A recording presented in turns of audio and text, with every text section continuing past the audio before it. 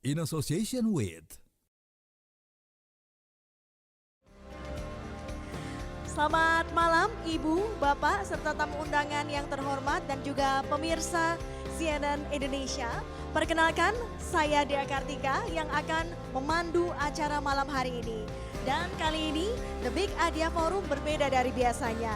Karena kali ini digelar di Museum Nasional Indonesia dalam edisi spesial Hari Ibu dengan mengusung tema Mothers of the Earth, Women Power to Shape a Sustainable Future. Acara ini juga menjadi bagian dari rangkaian menjelang ulang tahun CNN Indonesia yang ke-11 pada bulan Desember. Kita tadi sudah mendengar suara merdu dari Antea Putri Turk yang merupakan cicit buyut kakak kandung dari pencipta lagu Indonesia Raya W.R. Supratman. Dari Hong Kong, Vienna, Florence hingga Spanyol, Antea telah membawa nama Indonesia ke panggung dunia sebagai juara internasional. Dan tadi kita juga sudah melihat penampilan artistik melalui peragaan busana oleh desainer Adri Basuki dengan koleksi signature-nya Batik Sada Bumi yang lahir dari persilangan makna antara kesehatan fisik, ketahanan mental, dan kesadaran akan keberlanjutan hidup. Kami akan undang Adri Basuki ke atas panggung. Silakan. Terima kasih sekali lagi Mas Andri. Ya, kita tahu bahwa koleksinya ini juga menjadi pengingat, penyemangat dan juga simbol keberlanjutan. Sekali lagi terima kasih Mas Adri.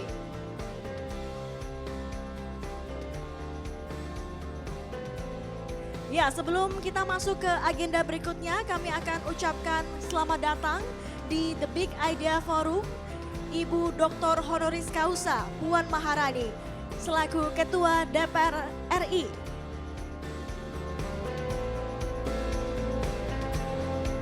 Kami ucapkan selamat datang dan terima kasih Ibu Veronica Tan, Wakil Menteri Pemberdayaan Perempuan dan Perlindungan Anak Republik Indonesia.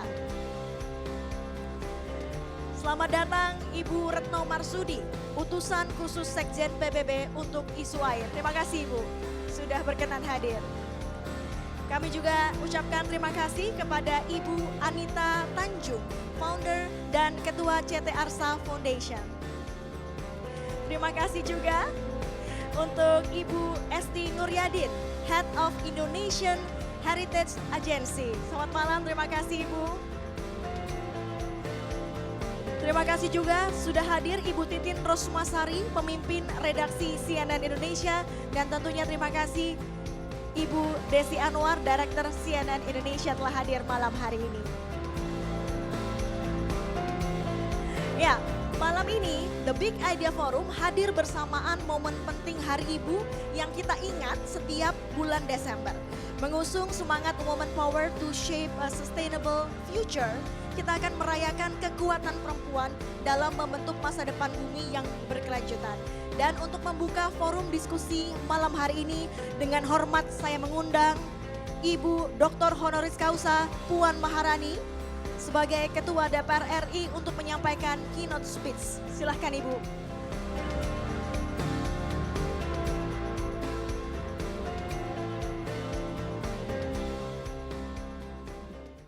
Yang terhormat Bapak Ibu hadirin sekalian, puji syukur kehadirat Allah Tuhan Yang Maha Esa atas rahmatnya sehingga kita dapat berkumpul dalam acara ini. Hari Ibu di Indonesia yang diperingati setiap tanggal 22 Desember adalah hari Ibu yang memiliki ciri khas yang unik dan tidak boleh kita lupakan sejarahnya. Hari Ibu di Indonesia berakar pada Kongres Perempuan Indonesia pertama yang bersejarah yang diselenggarakan di Yogyakarta pada tanggal 22 sampai 25 Desember tahun 1928. Artinya, Hari Ibu yang kita peringati di Indonesia merupakan perayaan kebangkitan pergerakan perempuan Indonesia. Semangat itu yang kita warisi dan peringati setiap tanggal 22 Desember untuk menegaskan bahwa perempuan bukanlah penonton, melainkan pelaku aktif dalam berbagai bidang kehidupan. Bahwa menyertakan perempuan dalam proses pembangunan bukanlah sekedar kebijakan afirmatif akan tetapi merupakan kesadaran atas penghargaan harkat dan martabat manusia.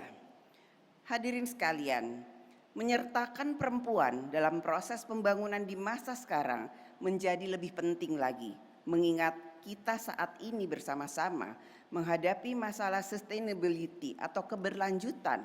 Isu keberlanjutan adalah isu tentang keberlangsungan hidup, isu tentang apakah anak-anak kita di masa depan masih dapat menikmati udara segar yang kita hirup sekarang, isu tentang apakah cucu cicit kita nantinya masih dapat melihat keindahan alam Indonesia. Bahkan keberlanjutan itu bukan hanya tentang isu alam, karena ketika kita bicara tentang isu keberlanjutan, maka kita juga harus bicara tentang isu kesenjangan sosial, ketimpangan ekonomi, menghadirkan kehidupan yang layak bagi seluruh manusia, dan lain sebagainya. Sebagai Mothers of Earth, perempuan memiliki peran untuk melindungi bumi dan masa depan generasi mendatang. Peran besar perempuan dalam keberlanjutan tidak hadir tiba-tiba. Ia lahir dari pengalaman hidup, tanggung jawab sosial, dan kedekatan perempuan dengan sumber-sumber kehidupan. Sebagai perempuan sudah menjadi kodrat kita menjadi tempat lahirnya kehidupan seorang manusia. Mayoritas perempuan berada di garis depan dalam membesarkan dan merawat anak-anak di dalam sebuah keluarga. Maka kita perempuan memiliki perspektif yang kuat dan harus mau aktif terlibat dalam memperjuangkan isu-isu keberlanjutan. Harus dipahami bahwa perspektif perempuan bukanlah untuk menggantikan perspektif laki-laki, melainkan untuk saling melengkapi. Karena perempuan memiliki kebutuhan dan pengalaman hidup yang berbeda dari laki-laki, maka diperlukan kebijakan yang bernafaskan keadilan gender.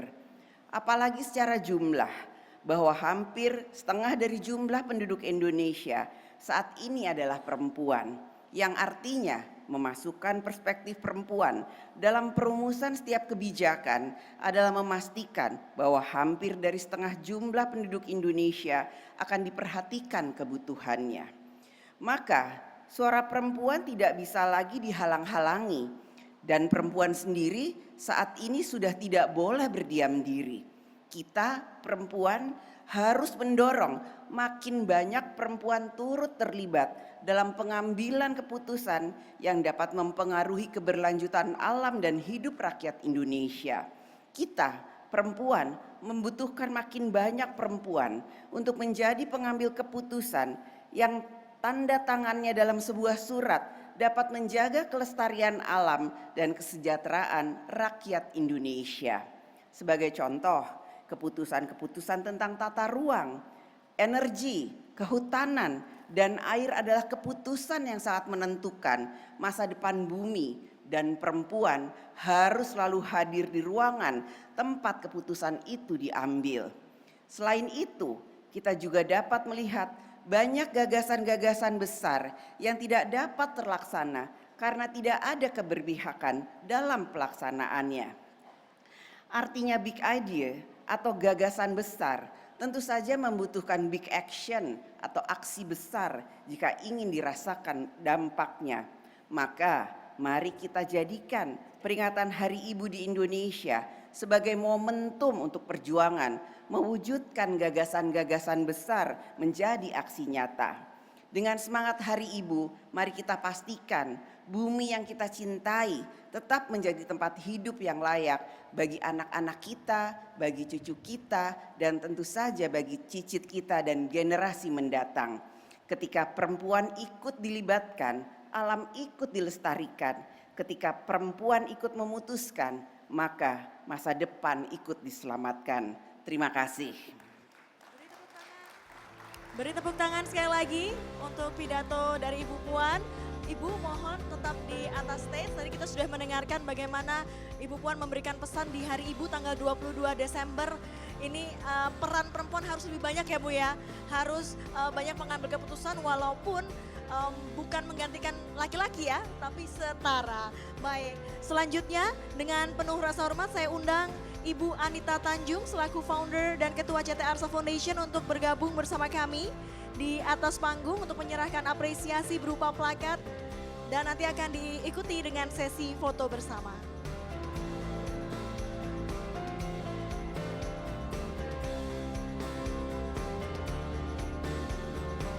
Baik, baik. Silakan untuk diambil foto. Terima kasih. Terima kasih Bu Puan, terima kasih Bu Anita. Hadirin sekalian, dikarenakan adanya agenda lain yang harus segera dihadiri, Ibu Puan harus meninggalkan tempat terlebih dahulu. Kami persilakan Ibu, terima kasih sekali lagi. Dan berikan tepuk tangan paling meriah untuk Ibu Puan Maharani, Ketua DPR RI. Ya, sebagai informasi, acara The Big Idea Forum malam hari ini juga turut menjadi bagian dari perayaan ulang tahun CNN Indonesia ke-11 yang juga jatuh pada bulan Desember.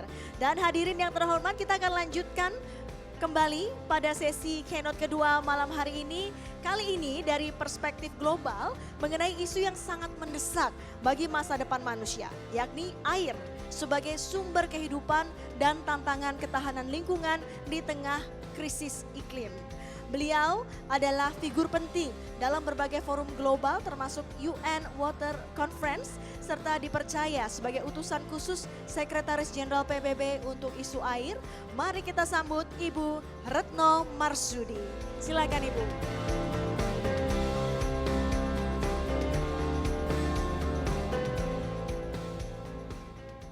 Bismillahirrahmanirrahim. Ibu Bapak, pemirsa yang saya hormati.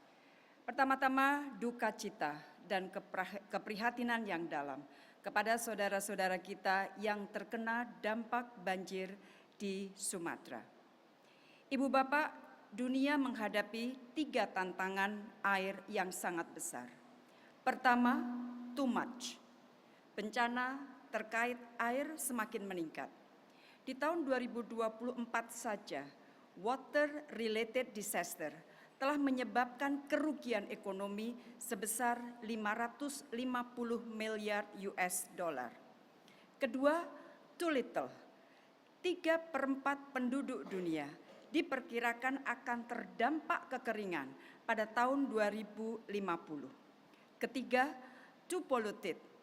Setiap hari Ibu Bapak, 1.000 anak di bawah usia 5 tahun meninggal karena air dan sanitasi yang tidak aman. Data juga menunjukkan bahwa 1 dari 4 orang di dunia tidak memiliki akses terhadap air minum yang aman. Dan hampir separuh penduduk dunia tidak mendapatkan akses sanitasi yang aman. Sementara itu kita tahu bahwa air adalah kehidupan dan tidak akan ada kehidupan tanpa air. Air juga merupakan enabler bagi pembangunan ekonomi, ketahanan energi, pangan, kesehatan, bahkan pendidikan.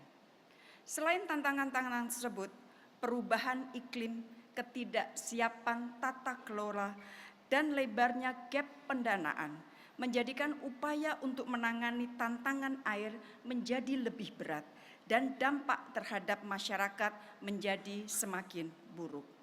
Para pemirsa yang saya hormati, saat ini kita sudah berada di penghujung tahun 2025, yang berarti 5 tahun lagi kita akan sampai pada tenggat pemenuhan target-target SDGs. Pertanyaannya adalah, where are we right now? Apakah dunia mampu maju pesat dalam pencapaian SDGs? Laporan UN pada tahun 2025 menunjukkan bahwa dari 169 target SDGs yang dapat dinilai, hanya 35% yang on track. Hampir setengah target bergerak sangat lambat dan 18% terindikasi mengalami kemunduran. Salah satu pencapaian SDGs yang lambat adalah terkait air dan sanitasi, SDG 6.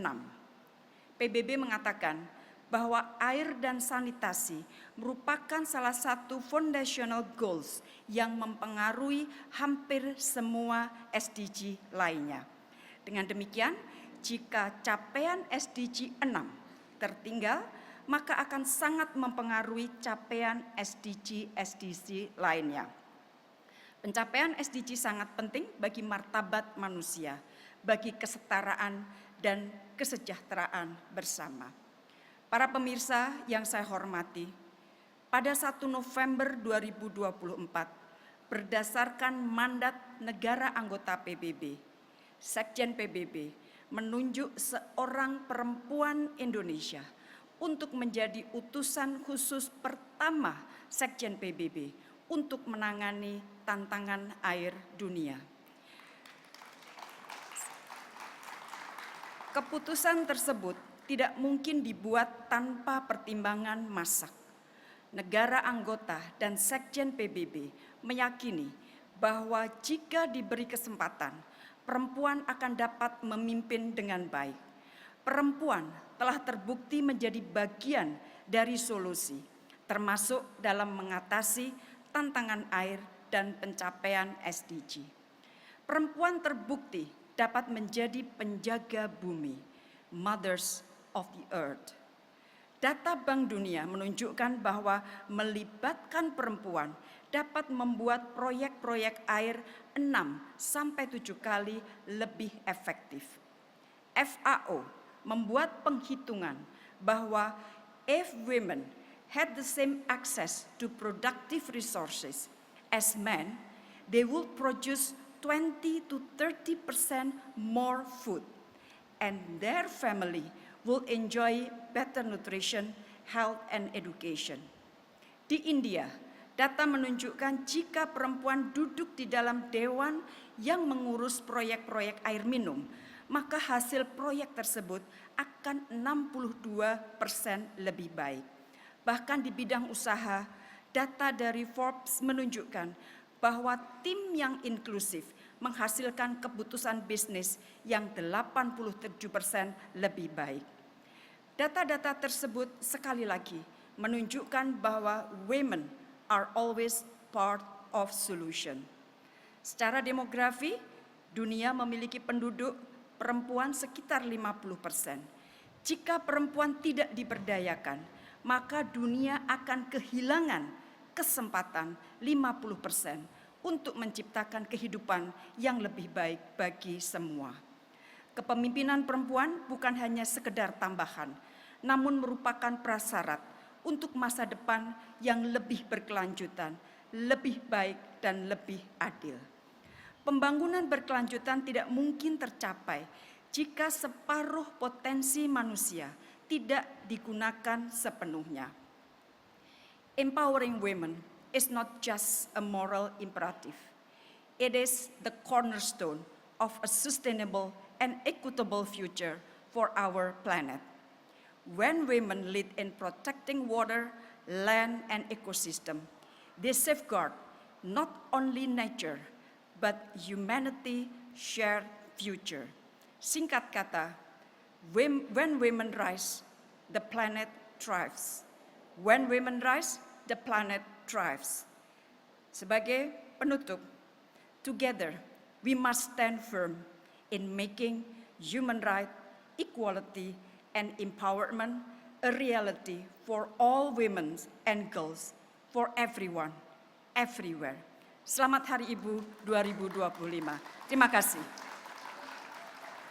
Ibu Retno sudah membagikan pidato malam hari ini, kita mendengarkan, mohon tetap di panggung Ibu. Saya akan undang Ibu Anita Tanjung selaku founder dan ketua CT Arsa Foundation untuk memberikan plakat sebagai apresiasi dan disertai sesi foto bersama.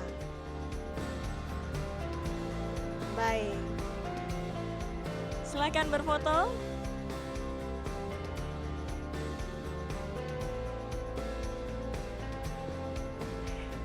Terima kasih Ibu Retno, Ibu Anita. Kita beri tepuk tangan sekali lagi. Hadirin sekalian, dikarenakan adanya agenda lain yang harus segera dihadiri, Ibu Retno juga harus meninggalkan tempat terlebih dahulu. Kami persilakan Ibu, terima kasih sekali lagi sudah menyempatkan hadir dan berikan tepuk tangan paling meriah untuk Ibu Retno Marsudi selaku utusan khusus Sekjen PBB untuk isu air.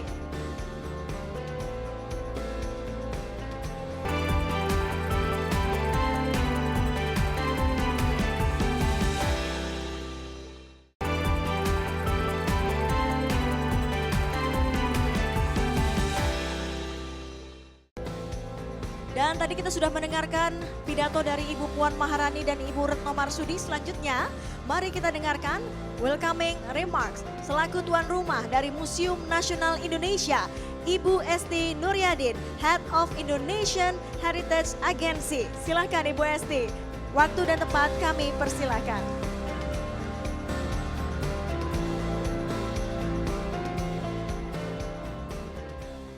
Assalamualaikum warahmatullahi wabarakatuh. Salam sejahtera untuk kita semua.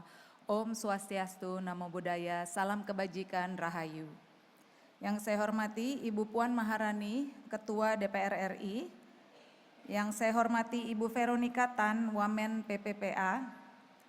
Yang saya hormati Ibu Retno Marsudi, Utusan Khusus Sekjen PBB untuk isu air. Yang saya hormati Ibu Anita Khairul Tanjung dari CT Arsa Foundation, Ibu Nani, Ketua Koani, dan juga para pembicara inspiratif dan seluruh hadirin yang saya banggakan.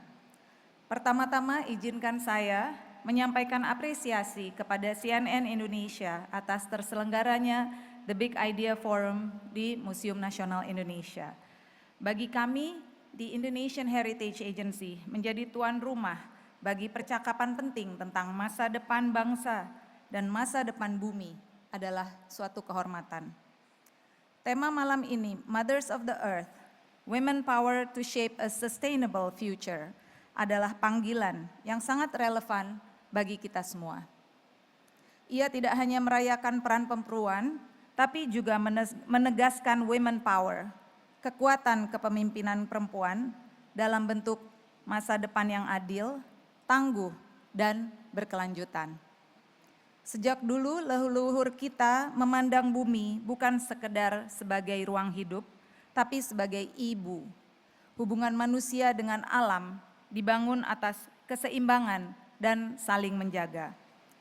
Kebijaksanaan ini menjadi fondasi bagaimana masyarakat Nusantara hidup berdampingan dengan lingkungan selama berabad-abad. Hari ini, ketika dunia menghadapi krisis iklim dan ketidakpastian ekologi, kita sesungguhnya sedang kembali kepada nilai-nilai tersebut, bahwa keberlanjutan tidak hanya bergantung pada teknologi atau kebijakan, tapi juga pada cara kita memahami dan merawat bumi sebagai bagian dari diri kita sendiri.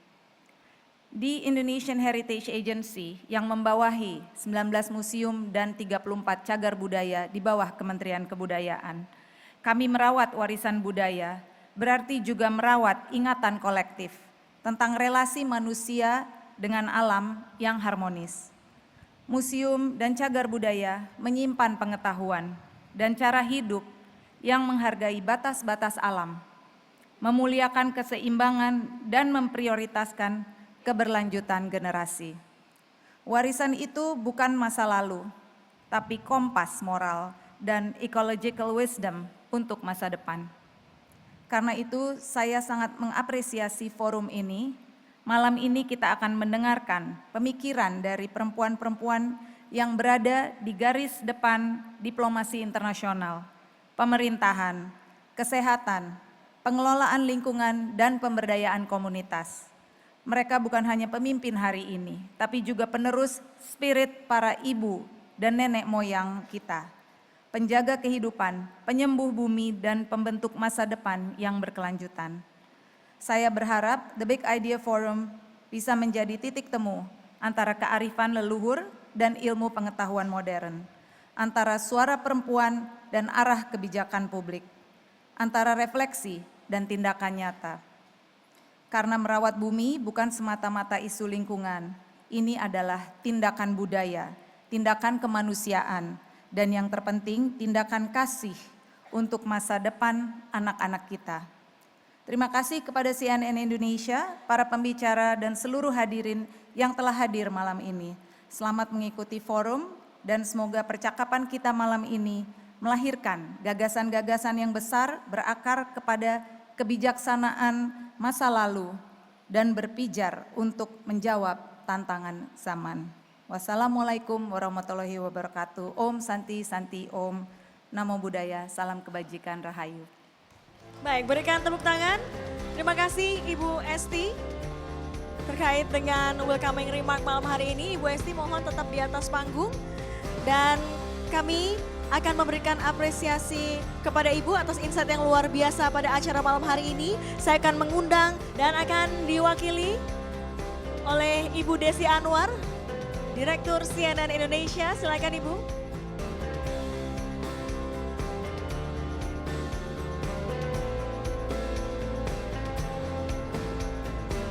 Baik.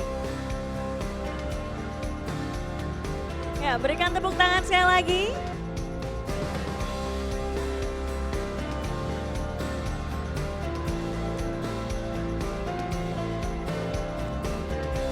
Baik, terima kasih Ibu Esti dan Ibu Desi. Silahkan kembali ke tempat duduk. Dan sesaat lagi kita akan menuju ke sesi panel diskusi di mana tadi kita sebelum melakukan diskusi memang mendengarkan sejumlah pidato dari Ketua DPR RI Ibu Puan Maharani yang menyampaikan bahwa pentingnya peran wanita dan wanita harus diperlakukan setara dalam mengambil setiap keputusan. Kemudian tadi Ibu Retno Marsudi juga menyampaikan bagaimana peran wanita begitu luar biasa untuk menciptakan generasi mendatang yang berkualitas. Bahkan tingkat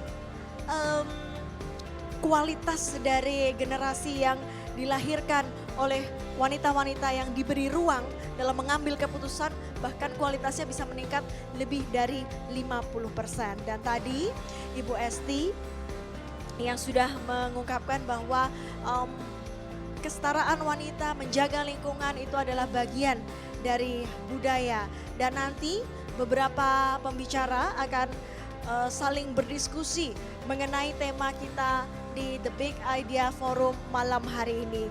Di mana begitu luar biasa, ini wanita-wanita yang memiliki peran luar biasa, tokoh-tokoh nasional, peran mereka di masyarakat yang tentunya bisa memperbaiki situasi yang saat ini sedang terjadi di Indonesia.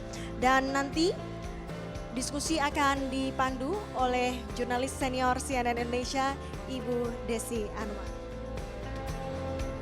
Dan kita akan segera memulai sesi panel diskusi The Big Idea Forum bertajuk Mothers of the Earth, Women Power to Shape a Sustainable Future.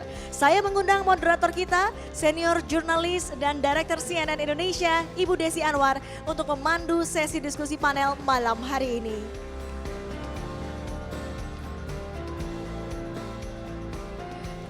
Ya, halo. Terima kasih banyak, Dea. Halo, apa kabar? Selamat berjumpa dalam The Big Idea Forum bersama saya Desi Anwar. Dan kali ini memang agak berbeda. Di sebuah tempat yang bersejarah, penuh dengan makna, di Museum Nasional. Dan tentu saja ini membuat kita juga memikirkan berbagai hal yang berkaitan dengan nasib bangsa ini. Tema kita kali ini bukan saja memperingati Hari Ibu, tapi kita juga mengenang bahwa perempuan, women, ya, kita adalah mothers of the earth. Kita bertanggung jawab untuk memelihara bumi. We are women power to shape a sustainable future. Dan cukup spesial juga malam ini karena episode The Big Idea kali ini merupakan rangkaian dari ulang tahun CNN Indonesia yang ke-11. Tepuk tangan Bapak Ibu sekalian. Dan memang kalau kita lihat ya laporan dari World Bank yang terakhir tahun ini menyebutkan sebenarnya perempuan itu seharusnya berada di garda depan dalam memecahkan berbagai macam tantangan dan masalah yang ada di bumi ini. Termasuk masalah keberlanjutan, lingkungan hidup, masalah air, masalah sumber daya. Dan seperti kita dengarkan tadi, keynote speeches yang diberikan, bagaimana perempuan itu seharusnya menjadi pembuat kebijakan, dilibatkan dalam pembuat keputusan bukan hanya sebagai objek, bukan hanya sebagai pelaksana, tetapi juga justru penggagas dalam mencarikan solusi terhadap berbagai macam tantangan dan masalah yang kita hadapi di bumi ini. Nah, oleh sebab itu diskusi panel ini merupakan sesuatu yang menurut kita sangat-sangat penting, dan kita menghadirkan 4 panelis dari berlatar belakang yang sangat berbeda, dengan kepiawaiannya, dengan ekspertisnya yang kita harapkan bisa membantu menjadi bagian dari solusi. Saya undang untuk bergabung bersama saya di atas panggung. Yang pertama adalah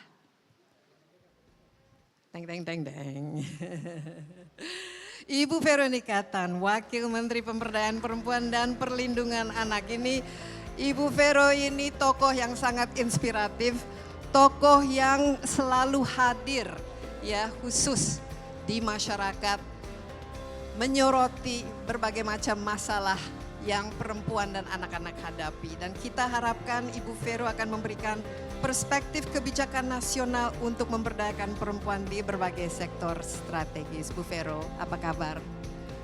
Selamat datang, selamat Hari Ibu. Ya, selamat Hari Gerakan Perempuan ya. Selamat Hari Gerakan Perempuan, iya. Kemudian kita juga undang Ibu Monika Tanuhandaru, Ketua Yayasan Bambu Lingkungan Lestari. Teman saya, seseorang yang energinya itu luar biasa, nggak tahu dari mana datangnya. Beliau kita harapkan banyak bercerita terkait bagaimana Yayasan Bambu berfokus pada peran perempuan sebagai agen perubahan di komunitas lokal. Monika, selamat datang. Selamat Hari Ibu, selamat Hari Gerakan Perempuan. Selanjutnya, Ibu Rosita Istiawan, founder dan owner dari Hutan Organik Mega Mendung. Ini luar biasa ceritanya Ibu Rosita. Ibu Rosita ini berhasil mengubah lahan tandus menjadi hutan organik berkait konsistensinya selama 20 tahun. Ibu Rosita sudah terbukti melakukan aksi nyata untuk bumi ini. Ibu Rosita silakan. Ya. Selamat bergabung Ibu Rosita. Last but not least ada Dr. Ayu Widyaningrum, Aesthetic Doctor and Owner Widya Aesthetic Clinic. Cantik luar biasa. Yang akan berbagi perspektif bagaimana industri kecantikan itu juga memiliki peran yang sangat penting terkait dengan pemberdayaan perempuan. Ya, dan nanti juga saya akan persilakan kepada hadirin yang hadir di sini untuk memberikan perspektif, bertanya, memberikan komentar kepada panelis kita yang akan berdiskusi ya panjang lebar mengenai tema kita hari ini, Mothers of the Earth. Kita mungkin mulai dulu ya dari Ibu Wamen kita. Kalau kita lihat ya, tadi ada 2 speech yang begitu menohok ya. Kita lihat bahwa perempuan itu seharusnya itu bagian dari pembuat kebijakan, penyusun dari kebijakan dan juga dilibatkan dalam setiap pembuatan keputusan. Ya, baik di tataran lokal maupun di tataran nasional. Nah, Ibu Vera, khususnya mengenai keberlanjutan ini, karena ini merupakan salah satu target yang kita ingin penuhi pada tahun 2030, yaitu SDGs. Dan juga kita lihat begitu banyak bencana alam yang terjadi di Indonesia ini. Bagaimana Ibu melihat peran perempuan di Indonesia? Apakah sudah cukup atau masih banyak yang harus dilakukan untuk membuat perempuan itu bagian dari decision making policy kita? Jadi selamat malam para hadirin semua, teman-teman yang saya yakin teman-teman yang duduk di sini pasti juga berjuang ya dan tahu bahwa kalau kita ngomong pemberdayaan perempuan ya, saya selalu bilang kita enggak, kalau ngomongnya cuma pemberdayaan ya kita stuck di sini aja pemberdayaan. Karena sebenarnya perempuan itu dilahirkan itu sudah berdaya karena diajarin dari kecil harus mandiri, harus bantu orang tua, harus ke dapur, harus bisa ini, harus bisa A sampai Z. Nah yang kurang ini selama 1 tahun itu adalah perempuan itu punya stigma nerimo. Dan balik lagi kalau ke daerah kita lihat ada budaya patriarki, sosial norm, budaya, adat dan segala macam. Ini membuat mereka itu bergerak di tempat dan mereka berdaya Yang saya lihat gap yang tidak ada itu adalah accessibility buat mereka. Nah mungkin hari ini sebagai tonggak di mana kita tanggal 22 sebagai gerakan perempuan yang dari tahun 28 sampai hari ini kita melihat masih sama aja. Ya karena kita sendiri sebagai perempuan tidak berjuang untuk mendapatkan akses itu. Nah harapannya sebenarnya Kemen PPA bisa leading untuk memastikan akses kepada perempuan itu ada, kalau kita bicara gender equality, kita udah bicara soal SEDAW, kita platform paging, kita bahkan bicara semua perubahan iklim, semua dampak semua perempuan. Ya itu masalahnya karena segala policy yang ada, kadang-kadang kita pikir kalau Kemen PPPA itu selalu ditaruh di satu barisan kementerian sehingga kelihatannya semua kementerian itu ya itu udah ada Kemen PPA. Padahal peran perempuan dan anak di semua sektor lintas lembaga dan kementerian itu harus ada pengaruh utamaan gender. Jadi inilah yang sebenarnya sedang kita perjuangkan supaya inklusif. Sama juga Astacita, RPJMN, Astacita 4, inklusif, no one left behind, itu masuk. Tapi bagaimana menjahit itu di dalam RPJMN, menjahit itu di dalam rensranya kita 5 tahun, nah itu yang sedang kita perjuangkan. Nah misalnya saya ngomong yang paling kecil aja di desa. Kita lihat perubahan iklim yang terdampak paling kecil di desa itu adalah perempuan dan anak. Bagaimana perempuan itu ketika 2 sampai 9 jam mereka harus mencari istilahnya mencari kayu bakar, mereka harus memasak, mereka dilanda air dan segala macam itu kan langsung kepada perempuan. Tapi kalau kita lihat setiap tahun, setiap akhir tahun kalau ada musrembang, sepertinya itu musyawarah, urusannya itu ya bukan urusan saya sebagai perempuan. Padahal harusnya itu dilibatkan. Tapi kalau saya lihat di sini, perempuan juga nggak merasa saya perlu dilibatkan, itu urusan laki-laki. Nah itu, makanya kebijakan itu kita juga minta kepada Kemendes. Pastikan apakah bisa di dalam, kita lagi menjahit, apakah bisa di dalam meningkatkan kualitas hidup perempuan dan anak melalui dijadikan pelayanan dasar. Nah ini sedang kita minta karena ini kan rancangan perpres atau apa kan sedang giat bagaimana perubahan kembali di bagian masing-masing lintas yang harus mendapat masukan. Nah kita harapkan itu pemberdayaan sosial ekonomi dan perlindungan dari segala bentuk kekerasan itu dimasukin. Sehingga nanti pembangunannya ada isu perspektif gendernya. Jadi kalau pembangunan desa, ruang ramah, anak itu kan sebenarnya harus dalam titik terkecil di lingkup desa. Nah inilah yang kita coba jahit sebenarnya supaya semua pandangan dari kementerian yang tadinya merasa udah, karena kalau ngomong pembangunan desa kan A sampai Z. Kadang-kadang urusan perempuan dan anak itu dianggap urusan yang paling kecil, urusan besar itu ada pembangunan infrastruktur dan segala macam. Tapi lupa kata kuncinya adalah keterlibatan perempuan itu memegang peranan sangat penting. Nah itu yang kita coba. Nah sejauh mana sekarang ini perjuangan ini Ibu Vero, dan kalau kita lihat ini kan tadi disebut mindset juga ya. Mungkin beberapa tantangan memang hambatan dari kita sendiri, dari perempuan itu sendiri. Tapi kalau dilihat tantangan terbesar, apakah budaya, contohnya budaya patriarki, atau mungkin masalah struktural, karena tidak memiliki akses terhadap ekonomi misalnya, atau hal-hal yang lain yang sifatnya seperti perlindungan hukum dan lain sebagainya, keberpihakan yang seharusnya lebih banyak diberikan kepada perempuan. Sejauh mana dan apakah ada istilahnya kesuksesan atau contoh yang berhasil dari perjuangan yang selama ini dilakukan? Kolaborasi antara wamen-wamen kita cukup erat. Jadi saya sedang mempelajari, kadang-kadang kita posisi wamen ini dan menteri ini karena kan dianggap tidak ngerti istilahnya birokrasinya. Jadi kalau saya ini ya saya kejar sampai birokrasi ke bawah. Kenapa nggak bisa masuk? Kenapa ini nggak bisa masuk nomenklatur?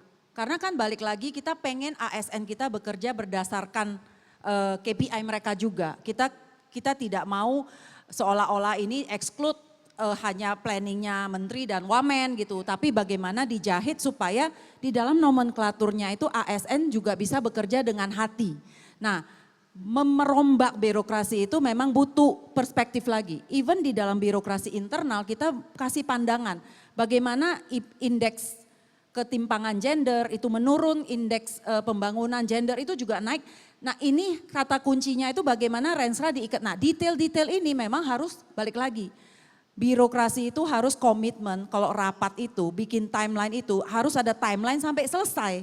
Jadi bukan buka saja rapatnya terus habis itu urusannya banyak. Jadi kita mengusahakan setiap Senin itu kita lanjutkan rapat.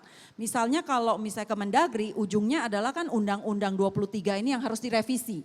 Nah dari Undang-Undang Kementerian Lembaga Kemendagri mereka juga minta input karena yaitu kalau perempuan apalagi kementerian kita hanya sebagai ujung di dalam hilir ketika kasus kekerasan terjadi, korban terjadi, urusan TPPO juga urusannya perempuan dan anak yang terdampak. Terus belum lagi urusan kekerasan dan kita ada survei tahun lalu 2024 itu bahwa dari survei pengalaman hidup perempuan nasional 1 dari 2 anak mengalami kekerasan, 1 dari 4 perempuan mengalami kekerasan itu.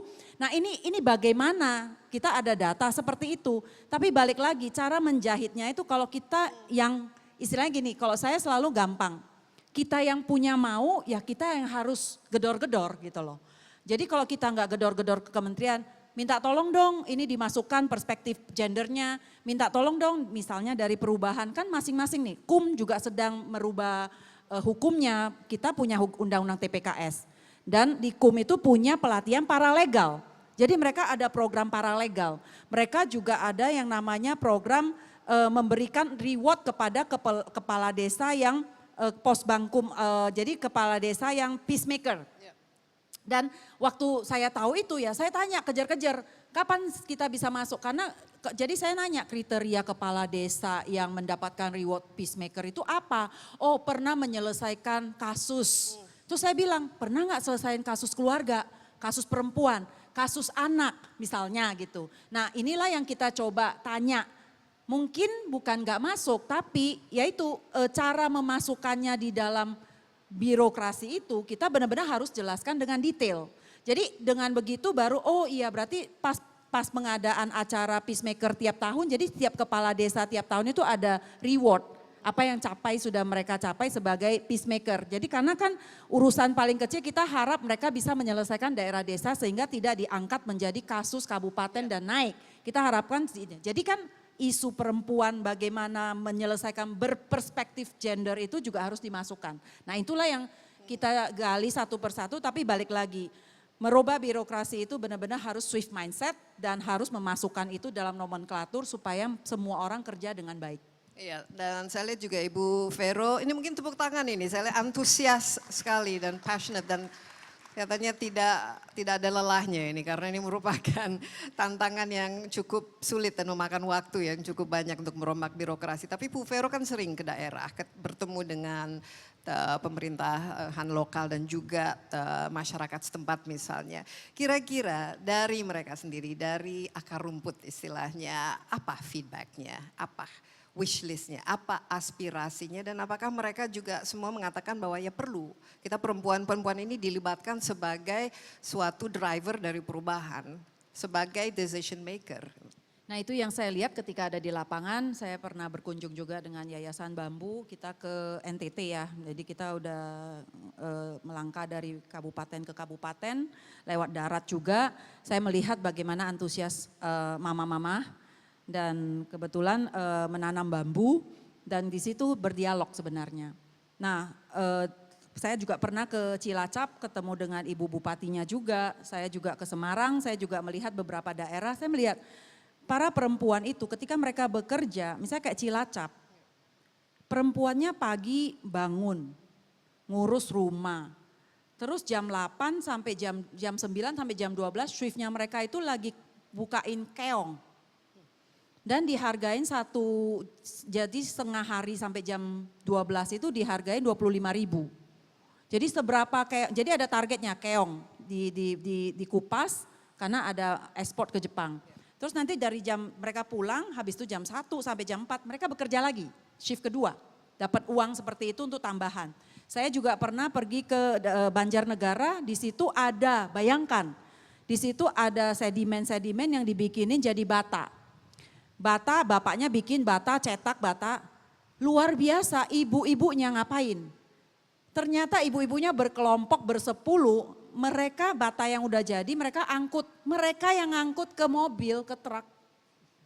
dan dihargain misalnya 100 biji itu berapa?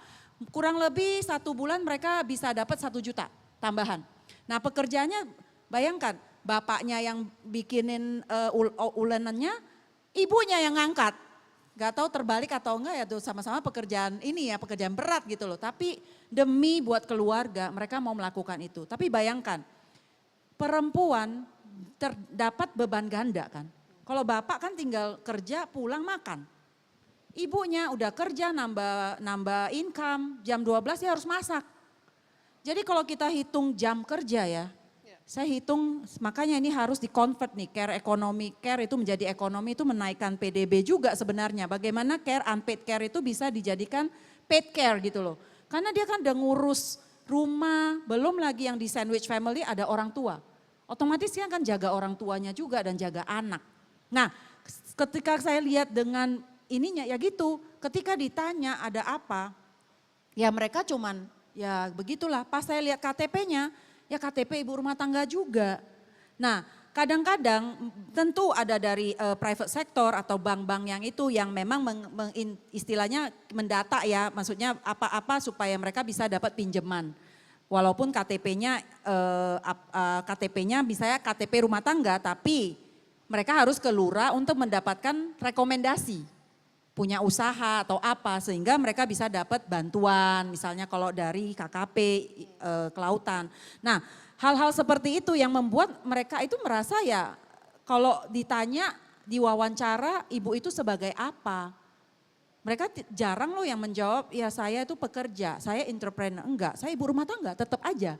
Nah inilah yang menurut saya ketika saya lihat sebenarnya ya kalau kita tidak mengedukasi, men-shift mindsetnya ibu-ibunya juga, ya mereka akan nerimo aja gitu loh. Jadi balik lagi perjuangan ini bukan saja pemerintah tidak mau mensupport, tapi data terpilah sangat penting satu hal. Bagaimana memilah data, mempertanyakan mereka, bukan tanya mereka siapa, tapi nanya mereka apa yang mereka kerjakan dari pagi sampai malam. Nah disitulah ketika mendata, Dukcapil mendata akan tahu mereka ini siapa gitu loh. Nah ini data-data ini sangat penting untuk di dalam kita menganggarkan sesuatu sehingga tepat sasaran.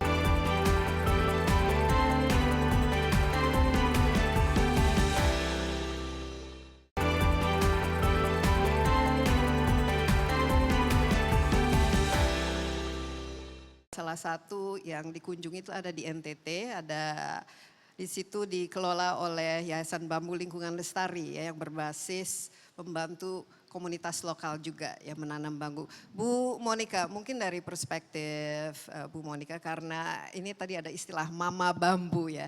Ini bagaimana sebenarnya perempuan itu bisa berperan itu sebagai katalis ya. Katalis bukan saja dari segi ekonomi tapi menentukan nasib sendiri dan juga membangun perekonomian mereka. Barangkali pengalaman yang paling berharga buat Yayasan Bambu Lingkungan Lestari adalah bekerja dengan perempuan. Karena dengan bekerja dengan ibu-ibu dan perempuan itu kita bisa satu membuat mereka visible, yang tadinya invisible. Mereka tidak dihitung sebagai suara di dalam rumah tangga, mereka bersuara. Mereka tidak bersuara di kampungnya, mereka bersuara, punya suara, diperhitungkan. Sampai mereka diperhitungkan di desa dan di klan besarnya. Kalau di kelompok adat mereka punya pengaruh. Sederhana kok, kita memberikan mereka pengetahuan, kita memberikan pemberdayaan, mereka punya pengetahuan, mereka punya kegiatan ekonomi dengan bekerja dengan bambu. Nah, yang sekarang yang baru kita mendorong mereka juga untuk punya kebun pangan perempuan. Jadi kemarin dengan Bu Wamen PPA kita memulai 12 titik kebun pangan perempuan. Selain mereka juga menanam bambu. Nah, bambu ini bukan hanya ekonomi, karena sebetulnya mereka merawat bumi. Mereka melakukan konservasi air. Karena bambu itu menyimpan 3.500 liter air dalam satu rumpun, dalam satu musim penghujan. Dia menstabilisasi tanah, lahan, jadi juga mengurangi longsor. dia juga menyerap air hujan, tapi dia juga punya nilai ekonomi, dia juga punya nilai sosial dan budaya. Dia ya kita tahulah di dalam relief contohnya Candi Borobudur itu ada tanaman bambu. Ya. Tapi juga kita merdeka juga dari bambu runcing. Nah, saya ingin mengatakan bahwa pengalaman kita bekerja dengan ribuan kelompok perempuan, ribuan perempuan di NTT atau di 4 provinsi itu memberikan manfaat berlipat, sosial, ekonomi, politik dan budaya. Bahkan ada juga yang dipilih sebagai kepala desa perempuan.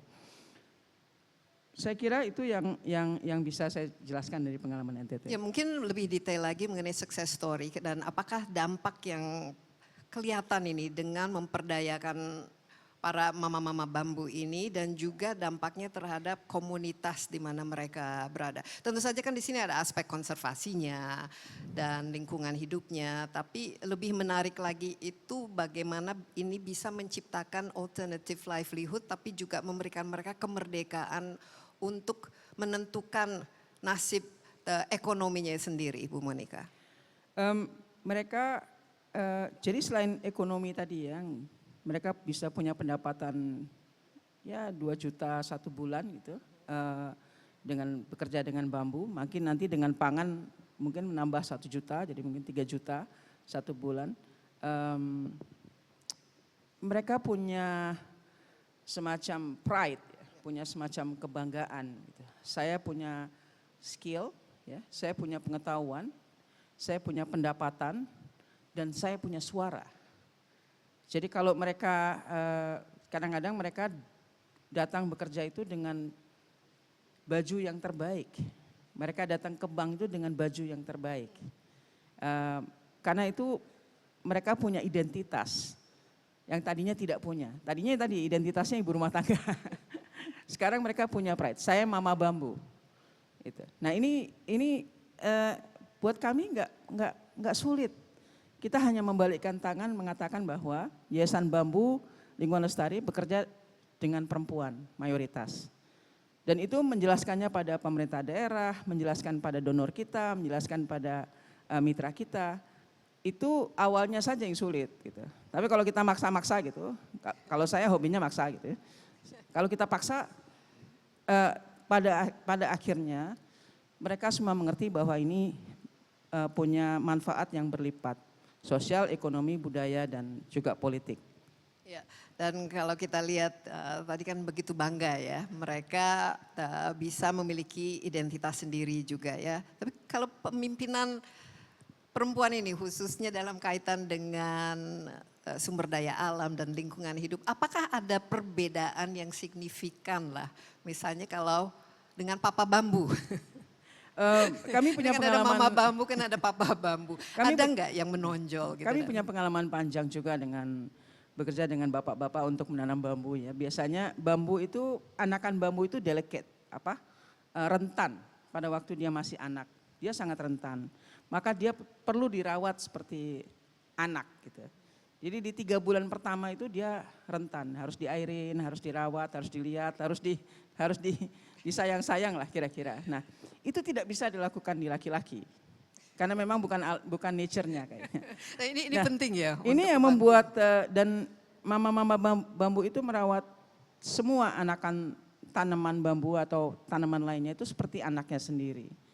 Ini yang kami alami di NTT. Jadi mereka sayang sekali. Jadi kalau ada yang mati satu aja mereka juga sedih gitu. Nah, itu yang membedakan ini dengan laki-laki menanam dan merawat. Saya tidak mengatakan bahwa laki-laki di sini tidak menanam dan tidak merawat. Semua bisa menanam dan merawat. Tapi mereka punya kasih sayang yang lebih. Yang kedua, saya kira kedekatan mereka dengan alam, ini pengamatan kita dengan perempuan ya, dengan mama bambu di NTT, kedekatan mereka dengan alam ya, dengan tanah gitu ya, dengan soil gitu ya, dengan menyentuh tanah. Perempuan itu sangat dekat. Saya rasakan bahwa kalau seandainya mereka punya tanah dan punya lahan, mereka akan menghidupi kita semua. Jadi kalau perempuan itu diberikan akses lahan, diberikan akses atas tanah ya, untuk bisa merawat dan menanam, mereka akan merawatnya dengan baik dan bisa memberikan makan pada kita semua. Sekarang sudah berapa banyak ini? Ya tepuk tangan ini. Sudah berapa besar ini proyeknya berlangsung di mana-mana saja? Karena kalau kita lihat ini kan bambu ini sangat identik juga dengan Indonesia ya. Di masa COVID kita membuat bibit 3,5 juta dengan 600 mama bambu. Dengan out of the box ya, jadi caranya juga beda. Kita berikan semua instruksi lewat handphone. Kita berikan handphone 600 biji, 600 handphone. Kita sebar ke desa-desa, ditambah kartu dan pulsanya. Semua instruksi dilakukan lewat video. Tapi ternyata juga handphonenya dipakai buat anaknya sekolah karena COVID atau cucunya. Jadi kita juga berpikir out of the box. Jadi kalau masalahnya apa, kita juga harus cari solusi. Masalahnya apa, kita harus cari solusi. Nah, di NTT kita bekerja sama dengan pemerintah Provinsi NTT di masa COVID. Ini semacam cash for work gitu ya. Cash for work ya. Pemberian uang pada masyarakat tapi berdasarkan hasil, jadi result based. Jadi pemerintah memberikan pada kita 18 miliar selama 2 tahun. Kita bisa membuat 3,5 juta bibit dan menanam lebih dari 1.000 hektar. Nah ini juga menjadi pembelajaran buat pemerintah provinsi, pemerintah kabupaten, NTT dan juga komunitas di desa. Jadi ini menjadi satu kebanggaan sekarang untuk mereka. Kami mungkin kerja udah 4-5 tahun gitu ya. Dan ini baru kelihatan hasilnya. Kalau 2 tahun yang lalu, 3 tahun lalu saya nggak berani bicara. Tapi kalau sekarang kami berani bicara bahwa hasilnya ada. Jadi kalau kita bilang konservasi air, mitigasi perubahan iklim, kita juga sedang riset dengan beberapa universitas di luar negeri dan di dalam negeri tentang nilai ekonomi karbon. Jadi saya bayangkan bahwa nanti perempuan yang menanam, merestorasi lahan kritis, melakukan reforestasi, mereka mendapatkan nilai ekonomi karbon tadi sebagai kompensasi. Jadi tidak dilihatnya sebagai perdagangan karbon, tetapi sebagai perempuan yang merawat bumi, menanam kembali, menjaga hutan, dia mendapatkan uang atau kompensasi dari nilai ekonomi karbon. Iya, perempuan yang menanam, perempuan yang merestorasi bumi, ya, perempuan yang menjaga kelestarian. Nah, di sini ada salah satu contoh perempuan yang melakukan itu. Bu Rosita, ini 2 dekade yang lalu. Ini Mega Mendung ini kalau kita orang Jakarta kan kenal kan. Pokoknya kalau banjir kita pasti hujan di puncak kita yang kena. Nah, salah satu untuk memitigasi ini adalah tentu saja menjaga supaya tidak terjadi longsor dan lahan di sana terus direforestasi. Bisa cerita sedikit? Ya, saya cuman ibu rumah tangga, tidak ada basic kehutanan, tidak ada basic pertanian. Di KTP-nya apa? Di KTP-nya tertulis apa? Ibu rumah tangga. Ibu rumah tangga. Tapi ada satu nih, saya bisa membuat hutan. Ini tepuk tangan ini, luar biasa. Dari tanah kritis dan gundul, dari pH 2 cuma sampai 4, dari tanah 2000 meter, sekarang 30 hektar. 30 hektar. 30 Bagaimana? hektar. Ya, jadi saya mau bercerita. Rahasianya, silakan. Jadi gini, saya dulu punya suami itu perminyakan. Tak pulangnya setahun sekali loh Bu, bisa dibayangkan nggak? Tapi dia komitmen karena dia tidak punya pensiun. Saya tanya, Bapak kalau udah tuh mau jadi apa? Dia bilang, aku punya mimpi, pengen rumah pinggir hutan, hutannya tidak ada. Jadi kita buat hutan aja, sebagai orang Sunda dan orang Bogor saya tertantang. Akhirnya saya membeli dari masyarakat. Dari 2000 meter, dari lahan kritis dan gersang, bekas kebun singkong. Akhirnya saya membeli lahan itu dari masyarakat. Terus dan terus. Tapi Ibu, saya juga mau diapain tanah ini? Karena alang-alang lebih tinggi dari saya. Dan gersang panas. Mau diapain? Karena saya juga orang bisnis ya Bu. Walaupun sebenarnya saya punya warung, punya apalah. Walaupun suami jauh juga terobatin dengan kegiatan. Sebagai ibu rumah tangga itu. Akhirnya saya tanya ke petani. Kamu bisa nggak kerja sama ibu? Lagi bebersih. Bisa Bu, saya bisa kerja sama ibu. Suami istri. Akhirnya saya ambil. Ini bercerita ya Bu, jangan bosan. Akhirnya saya ambil, kita bertani. Dan dia sangat tradisional. Saya bilang tanya, kalau biasanya orang bertani di sana itu pasti pakai urea. pupuknya. Saya bilang, tapi satu, saya tidak mau pakai urea. Harus organik. Harus organik.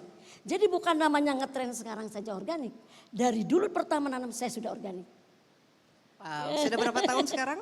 Kenapa? Sudah berapa tahun? Sudah 25 tahun Sudah saya 25 tinggal di hutan. Saya tinggal di hutan. Jadi kalau mau bikin hutan, jangan tinggalin hutan. Harus menjadi macannya hutan. Betul. Karena apa? Saya cita-cita dengan suami saya bertanggung jawab. Apa yang uang dia kasih, kita bertanggung jawab. Komitmen itulah yang sangat bertahan sampai sekarang. Walaupun dia sudah tidak ada.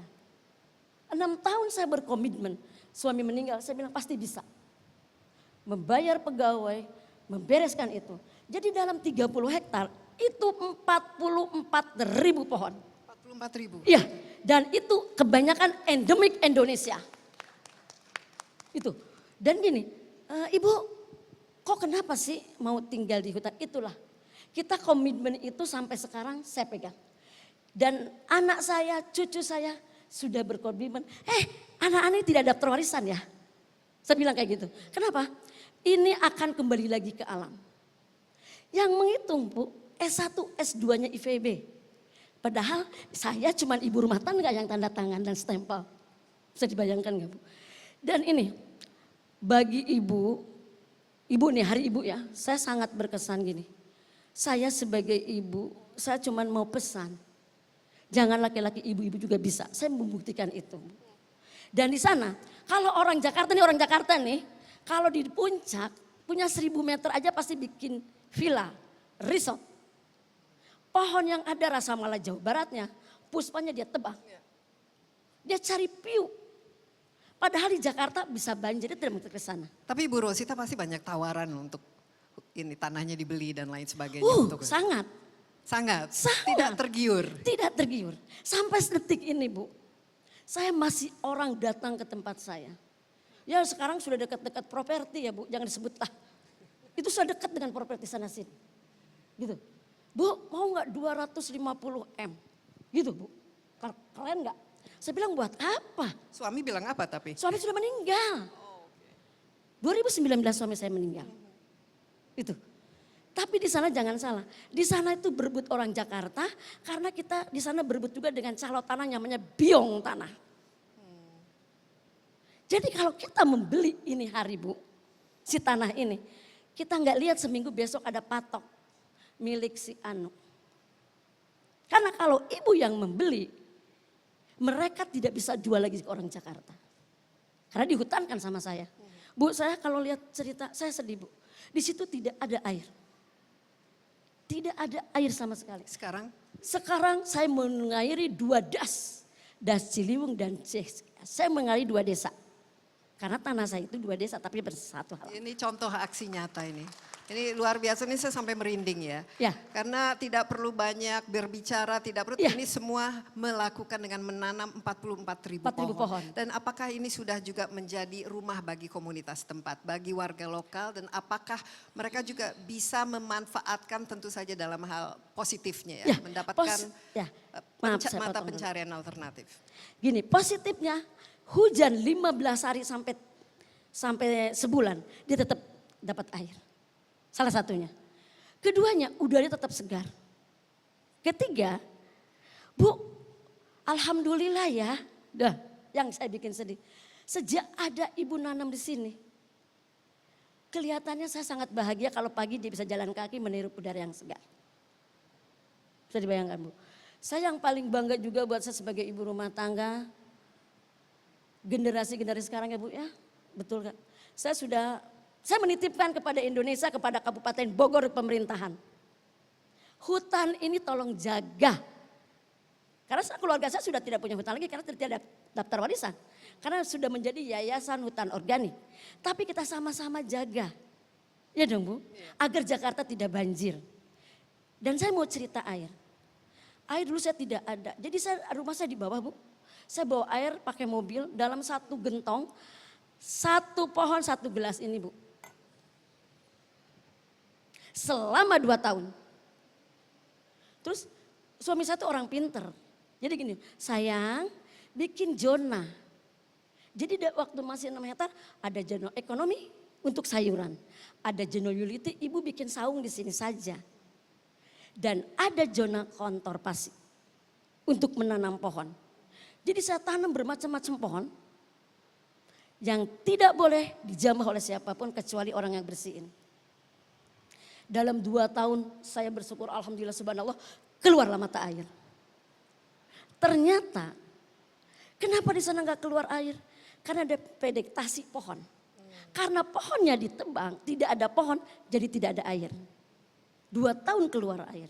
Tapi juga gini, buat orang yang mau nanam, jangan bibitnya 25 cm.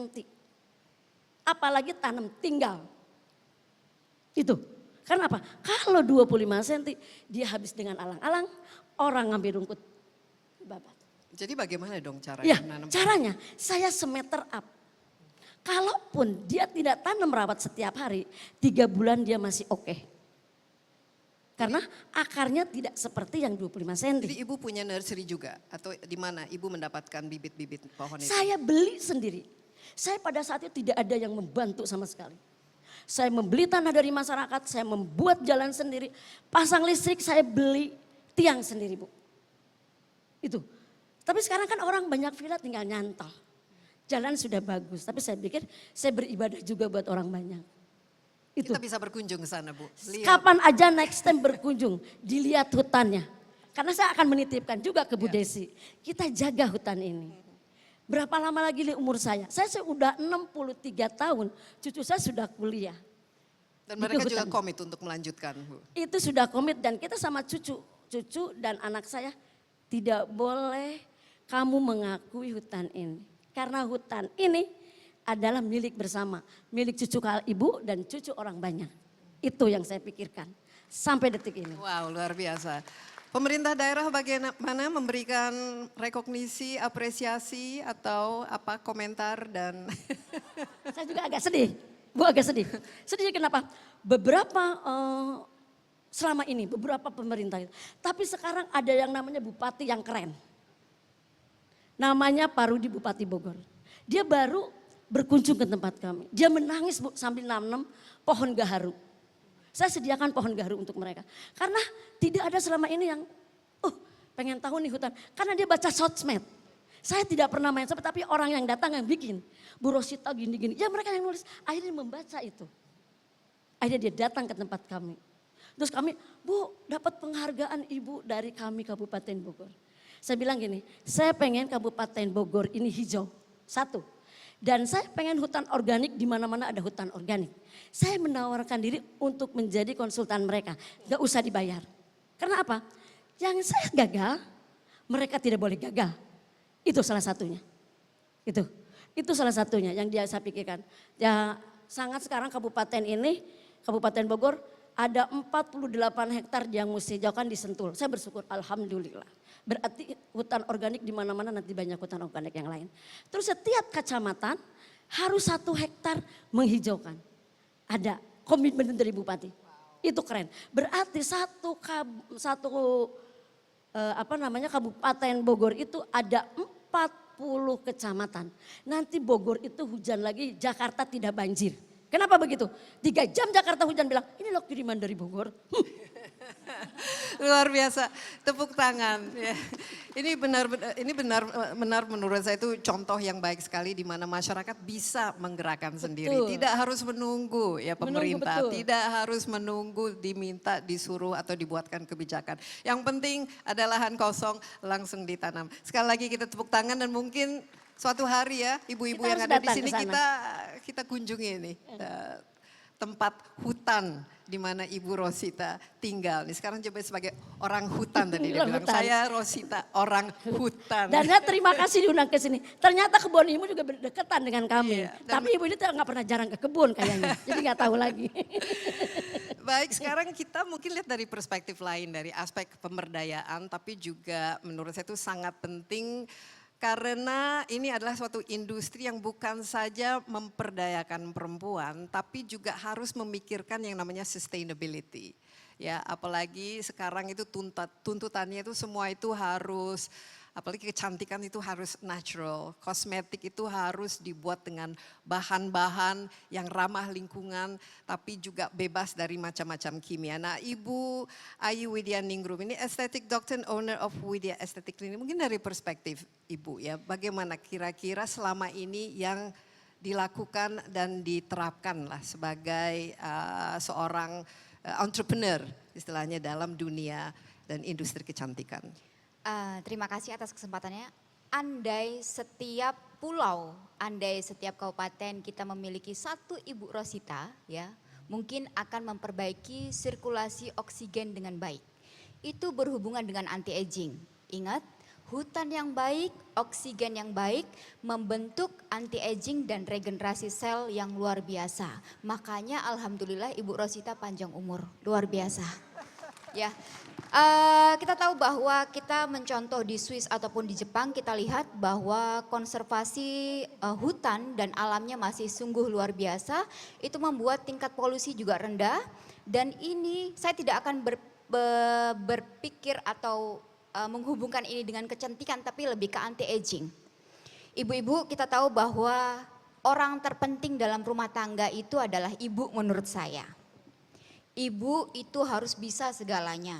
Tadi dijelaskan bahwa ada beberapa ibu yang tidak hanya merawat anaknya, dia juga harus bekerja, kemudian merawat suaminya. Ya Bu ya, tugas ibu itu berat sekali. Tetapi banyak hal yang sekarang saya lihat terjadinya menopause dini pada ibu-ibu, Bu. Ya, itu dikarenakan karena adanya stres yang tidak pernah didampingi. Stresnya seorang ibu bukan karena, mohon maaf Bu, yang saya lihat secara praktisi selama 10 tahun, bukan karena pekerjaan yang berat, tapi mentalnya yang hancur. Bukan karena KDRT-nya, tapi mental yang tidak pernah didengar. Dirinya yang tidak pernah dipeluk, air matanya yang tidak pernah dihapus. Menurut saya sudah saatnya tidak hanya kita menyuarakan sosok seorang perempuan itu sejajar, tapi bagaimana sebagai seorang dokter di sini saya minta kepada pasangan ataupun para laki-laki untuk lebih bisa melihat pundak hati seorang perempuan, karena perempuan itu sebenarnya saya tidak menyalahkan juga kepada laki-laki, tetapi secara praktisi di lingkungan anti-aging saya konsultasi, itu banyaknya terjadi menopause dini pada perempuan. Banyaknya seorang perempuan yang terdeteksi kanker di usia muda ataupun pada saat pernikahan baru beliau, itu karena stres Bu. Stres, kemudian gaya hidupnya, dan kita tahu bahwa polusi, radiasi, hormonal itu sangat merusak perempuan. Jadi harapan saya di sini adalah bagaimana kita seorang perempuan kalau bisa itu lebih memanfaatkan alam atau kembali ke alam. Bagaimana kita olahraga tidak menggunakan sesuatu yang sifatnya elektrik, tetapi lebih kayak yoga. Bagaimana kita mendekatkan diri dengan alam, menurut saya itu adalah healing terbaik menurut saya.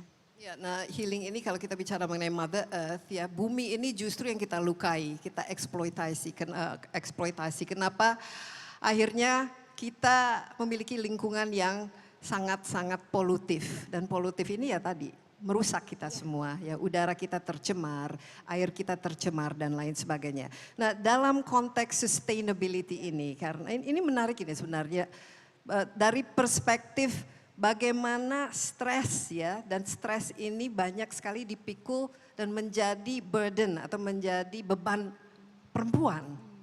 Karena perempuan itu harus bisa melakukan semuanya. Tapi apa kaitannya ya, apa solusinya yang bisa diterapkan secara pribadi, secara daily, sehingga bisa membantu meringankan perempuan itu, baik dari segi mentalnya, dari segi fisiknya. Karena kalau sumbernya, diri kita sudah kuat dari sananya, tentu tidak akan begitu mudah untuk terpengaruh maupun menjadi tadi rentan terhadap semua tantangan. Bu, atau para wanita di luar sana, kita terkadang harus stop. Kita punya capek Bu, istirahatlah sejenak. Jangan memaksakan fisik kalian, jangan memaksakan mental kalian untuk terus-menerus melakukan hal yang sama. sesekali istirahat. Istirahatnya perempuan itu beda-beda Bu. Jadi kalau saya sebagai seorang dokter dan punya anak 5, istirahat saya cukup tidur dengan dalam.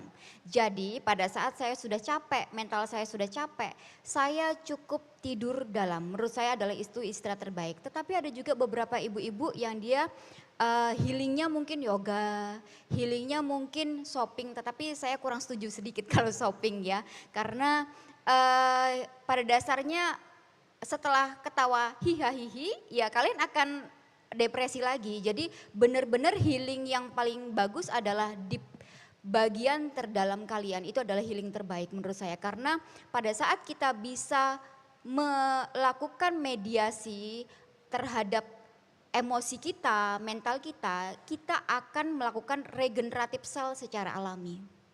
Iya, mungkin ini bagus untuk saya tanyakan kepada Bu Wamen yang harus berjuang Ya. begitu keras. Ya benar-benar.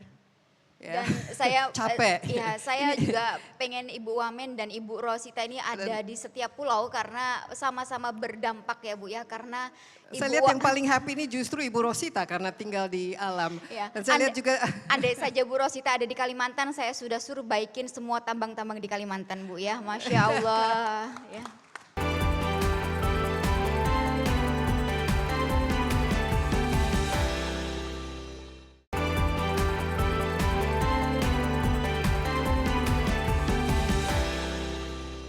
Tapi saya berikan ini kesempatan bagi teman-teman di sini di audience untuk bertanya. Silakan, ini pasti banyak sekali yang ditanyakan, apalagi mungkin yang paling gampang itu bagaimana cara menanam pohon yang gampang dan sukses. Silakan kalau ada yang ingin bertanya, mungkin jangan malu-malu. Ya, ini ada tangan dari belakang saya lihat. Silakan berdiri Bu, perkenalkan diri Anda kepada siapa pertanyaan ditujukan. Baik, terima kasih. Saya Heni Sri Sundani, saya founder dari Empowering Indonesia Foundation yang memiliki misi untuk empowering community, ending poverty. Jadi salah satu gerakan kami itu ada namanya Gerakan Anak Petani Cerdas. Jadi gerakan ini misinya adalah memutus mata rantai kemiskinan melalui pendidikan. Jadi di kami itu kami memberdayakan mama-mama, memberdayakan perempuan, kami juga memberdayakan bapak-bapak petani dan juga kami membantu anak-anak petani ini supaya mereka keluar dari rantai kemiskinan melalui pendidikan. Jadi ada beasiswa anak petani cerdas, beasiswa untuk anak petani sampai jadi sarjana. Nah, saya mungkin ada satu pertanyaan kepada Ibu Wamen kita yang luar biasa gitu ya. Saya bilang ini bukan, kalau saya bilang mungkin super woman ya Bu. Super woman, superwoman, superwoman gitu ya. Ketemu lagi. Itu Super woman. Iya betul, super woman. Pertanyaannya adalah bagaimana gerakan yang diinisiasi oleh NGO ataupun komunitas-komunitas seperti kami ini bisa kemana nih ketika masuk ke birokrasi supaya gerakan-gerakan yang kami inisiasi, contohnya Anak Petani Cerdas ini kan dari 2011. Bagaimana supaya ini tuh bisa jadi satu gerakan nasional gitu. Karena kalau pendidikan ini kan dampaknya besar. Dulu saya TKI di Hong Kong. Jadi dulu saya punya cita-cita ingin jadi guru, tapi saya anak dari keluarga yang sangat miskin, rumah aja reot gitu ya, mau ambruk. Akhirnya saya berangkat ke Hong Kong jadi TKI. Tapi waktu itu saya punya tekad, saya berangkat boleh jadi TKI, tapi pulang harus jadi sarjana. Seperti itu, terima kasih. Luar biasa, tepuk tangan. Silakan Ibu Superwoman kita. Terima kasih Mbak Heni. Kita berjuang bersama kok. Jadi sebenarnya tugas saya itu dibilang gampang-gampang susah. Jadi saya juga ini kalau malam saya tetap tidur. Saya udah ngomong saya nggak bisa kalau nggak tidur besoknya langsung matanya mata panda. Jadi bersyukur saya masih, kalau dibilang tidur deep sleep ya saya masih bisa tidur walaupun selama setahun ini yang dihadapin adalah kekerasan, korban, anak, kekerasan, korban, anak, KDRT gitu. Makanya saya mencoba merancang tahun depan, saya udah ngomong, saya nggak mau lagi tahun ini kita gerakan 16 hari anti kekerasan terhadap perempuan. Kalau kita ngomongnya itu terus kita juga negatif gitu loh. Kita benar-benar harus bergerak swift mindset. Jadi perempuan itu harus, kalau saya bilang kayak salmon ya. salmon itu kan menerjang arus. Jadi kita harus kayak salmon gitu loh. Kita harus bergerak, nggak bisa ikut lagi jadi korban lagi, lapor. Ya udah kita ini. Nah, di situ saya lihat apa sih namanya perempuan ya. Kalau saya bilang perempuan itu selalu penuh dengan kejutan dan solusi. Dan apapun itu saya yakin kita punya resilience, kita punya kekuatan untuk karena kita ya kalau saya punya anak. Saya tahu harapan apa ke depan yang saya harus lakukan supaya anak saya lanjut. Istilahnya kita punya tanggung jawab dan ini yang saya lakukan juga ketika saya ada di kementerian. Saya harus menganggap, saya selalu mengetuk hati begini. Kalau yang terjadi ini adalah keluarga kita, yang terjadi ini adalah anak perempuan kita. Kira-kira cara berpikir apa yang harus kita lakukan? Artinya ada urgensi, ada solusi. Tapi saya bersyukur banget, saya punya champion-champion di akar rumput yang sebenarnya tidak terkonek saja saya bilang.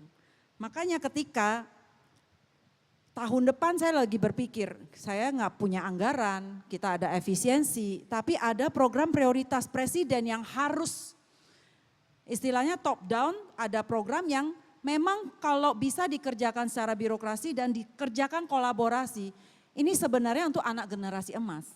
Kalau kita bicara program MBG, ya memang dari cara-cara itu harus kita akuin, kita bagaimana membuat cara yang paling baik ya. Tentu kita harus menjahit dengan kearifan lokal, tentu. Tapi kalau tidak ada program itu, kita juga gak bisa berpikir apa yang harus kita lakukan. Nah disitulah saya seperti Nokia, connecting the people. Jadi saya berharap gimana ya saya menjahit program CKG, program MBG, program Koperasi Merah Putih supaya perempuan ini yang sebenarnya udah di grassroots yang udah punya champion seperti Bu Rosita, Bu Heni ini champion semua nih. Saya yakin ada ribuan. NTT, Mama Bambu, semua champion. Cuman ya gitu ketika ngobrol sama Ibu Monik ngomong gini sama saya udah juang 20 tahun, 30 ya? Untuk perempuan, tapi sampai hari ini di acara kemarin ceritanya tentang perempuan nungguin air, tidak ada air. Kok balik lagi saya bilang. Saya bilang ya udah pokoknya kita gimana jahit program prioritas presiden yang sudah ada dananya di situ penganggaran.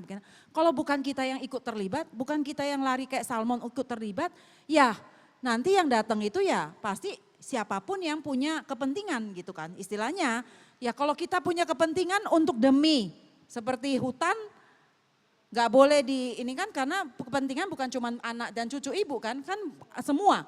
Nah kalau kita apalagi perempuan dengan bagian dari desa kepentingan itu semua. Kenapa kita gak mendobrak? Nah disitulah ada Mbak Heni, saya mencoba. Jadi hidup itu sebenarnya kalau kita mau membuka diri dimanapun kita posisinya, apalagi kita punya power. Kalau kita tidak punya power, kita bergerak dikit, kita punya power, kita bisa menjahit power itu untuk kebutuhan banyak, apalagi perempuan. Ya disitulah saya berpikir bagaimana dengan pelajaran-pelajaran yang bisa didapatkan dari pergi belanja masalah, belanja potensi, belajar dari Bu Heni juga yang ada di sini, belajar dari Mama Bambu. Nah itulah saya lihat bagaimana kita bisa menjahit penguatan kapasitas perempuan dalam kebun komunitas, pangan, sampai menjadi suplai MBG, sampai digabungkan koperasi desa dan bisa membuat perubahan iklim. Nah itu yang sebenarnya kita coba jahit, agresifnya adalah tadinya mau 4.000 tahun depan, tapi bilang harus lebih banyak. Tapi kalau saya yakin kita bisa kumpulkan semua champion-champion yang ada ribuan, 20.000 pun kita jalanin. Ya, yang penting jalan lah. Yang penting kita harus punya motivasi jalan dulu. Iya. Mungkin ada satu lagi pertanyaan ya silakan berdiri. Terima kasih. Saya Rahmi Hidayati, saya Ketua Umum Perempuan Berkebaya Indonesia. Dan tapi hari ini saya tidak ada hubungannya hadir di sini dengan Perempuan Berkebaya Indonesia. Ini saya teramat sangat luar biasa mendengar tadi penjelasan-penjelasan cerita-cerita ibu-ibu. Kebetulan saya itu sama teman-teman, tadi saya sempat juga cerita sama Ibu Vero, bahwa kami sedang bergerak untuk saudara-saudara kita di kampung adat di Nusantara. Nah, kampung adat itu luar biasa dan kita punya ribuan yang sudah terdaftar, 2.400 sekian kampung adat di Indonesia. Perempuan-perempuan di kampung adat itu kehidupan mereka luar biasa. Misalnya ya, ada kampung kalau melahirkan harus di atas pohon. Jadi mereka harus manjat di atas pohon. Kadang-kadang ketika melahirkan anaknya jatuh ke bawah, kadang-kadang ibunya jatuh ke bawah. Ada juga kampung adat yang untuk datang ke sana pun kita harus jalan itu 7 sampai 8 jam. Kalau kita akhirnya naik sungai itu bisa 9 jam naik perahu yang di sungai-sungai. Nah, itu kita bayangkan bagaimana mereka aksesnya ke kesehatan, ke pendidikan, kemudian pelestarian budaya di sana itu seperti apa gitu. Nah, termasuk peningkatan potensi ekonomi yang mungkin bisa dikembangkan di situ gitu. Jadi kayaknya kalau misalnya berkenan Ibu Wamen, Ibu Vero, bagaimana pemerintah itu membuat program khusus untuk perempuan-perempuan di kampung-kampung adat yang terpencil itu. Gitu, kebetulan saya dan teman-teman itu bergerak karena kami memang tukang belusukan. Jadinya memang kesana sini gitulah ya, bisa membayangkan betapa sulitnya kehidupan mereka gitu. Mereka bisa membuat misalnya alat-alat atau alat-alat rumah tangga, kerajinan tangan dan segala macam.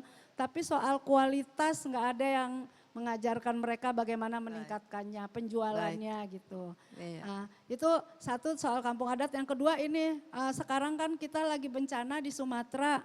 Nah, itu saya mendapat cerita bahwa ibu-ibu di sana banyak yang teramat sangat stres dan anak-anaknya juga. Nah, mungkin kita bisa bersama-sama bergerak membantu para perempuan di sana. Terima kasih. Baik, terima kasih Bu Wamen. Balik lagi ya, sama. Jadi tujuan kami gerakan kebun pangan ini sebenarnya kita pengennya dari kebun pangan ini sebenarnya nanti akan masuk universitas untuk mendidik, melatih. Kan balik lagi ujung-ujungnya stunting itu kan dimulai dari perut. Bagaimana berkeadilan di dalam meja. Meja makan aja si ibunya sendiri kadang-kadang hamil pun dia nggak mikirin perut di dalam kandungan. Ya balik lagi ujungnya ekonomi tentu. Jadi swift mindset itu penting banget, kita tidak mau bergerak di penanganan kasus lagi, kita pengen swift juga bergerak di pemberdayaan. Nah pemberdayaan ini gimana caranya? Bisa. Jadi dengan kebun pangan tentu kita belajar. Nah nanti ada champion-champion yang ada di sini bagaimana ini menjadi tempat untuk pembelajaran sebenarnya. Dan dikembalikan, balik lagi tadi yang dikatakan ekonomi restoratif itu sangat setuju bagaimana mengembalikan kedaulatan pangannya, kearifan lokalnya. Kemarin ke NTT kita pergi ke Soe, TTS, kita melihat ada anak muda yang bisa membuat pangan-pangan seperti umbi, singkong, sampai ke meja makan seperti omakase. Artinya bisa banget. Bagaimana mengembalikan ekologi tanah. Saya juga baru belajar dalam satu tanah itu nggak boleh nanam satu. Terus di bawah pohon itu ternyata rumput nggak dihilangkan. Permakultur ya. Nah saya juga baru belajar, saya denger baru permakultur aja, sorry itu saya segini aja saya nggak. Tapi yang penting saya mau belajar, saya mau membuka diri, saya mau mengerti. Nah disitulah saya lihat ada program pemerintah, bagaimana program prioritas itu bisa benar-benar terkonek dengan pelaku yang sebenarnya itu adalah perempuan. Nah inilah ya ujungnya saya bilang, kalau misalnya kita kembalikan titik perempuan berekonomi, mengafirmatif di dalam kebijakan-kebijakan yang paling kecil desa saja. Kepala desanya berperspektif gender aja dan pasti infrastrukturnya itu dia akan membangun ruang aman buat perempuan secara otomatis. Jadi semua itu memang keterkaitan birokrasi perlu kita pelan-pelan merubah mindset tapi gerakannya dulu. Jadi program nyari pemerintah MBG misalnya tapi kita baliknya menjahit dengan kebun pangan tapi kebun pangannya itu nanti ada pendidikan edukasi ibu hamil, menjadi food lab, menjadi menu-menu yang sesuai kearifan lokal. Nah inilah yang sebenarnya kita jahit. Tapi kita balik lagi, semua champion kita akan libatkan, kita juga punya platform yang bisa kita lakukan untuk kontrol bersama, Monef bersama, dan Kemen PPA akan masuk di dalam ruang ramah anaknya, pelatihan kepada ibunya, BKKBN bisa masuk ke dalam keluarga berencananya. Itu sebenarnya katakan sebagai kebun, tapi di dalamnya adalah kampung ilmu sebenarnya. Oke, baik, terima kasih. Wah, tepuk tangan. Ini kita waktunya sudah selesai, tapi saya ingin closing remark dari masing-masing speaker, khususnya menjawab tema kita kali ini, Women Power, ya. To shape a sustainable future, tapi lebih dalam kerangka bagaimana kita bisa berkolaborasi lebih baik lagi dengan semua stakeholder. Silakan Dr. Ayu, mungkin mulai dari Anda. Buat para perempuan di sana, dokter pertama di rumah tangga adalah seorang ibu. Jadi menurut saya ke depannya bagaimana kita sebagai seorang dokter dan bekerja sama itu bisa memberikan wawasan tentang penanganan pertama pada keluarga dan bagaimana tentang kesehatan mental pada seorang ibu. Karena kunci dari keluarga harmonis adalah ibu yang bahagia. Terima kasih. Baik. Bu Monica. Saya mungkin ingin menyampaikan gini, untuk perempuan semua, kita jangan berkompromi sebetulnya. Kita harus berani melawan arus.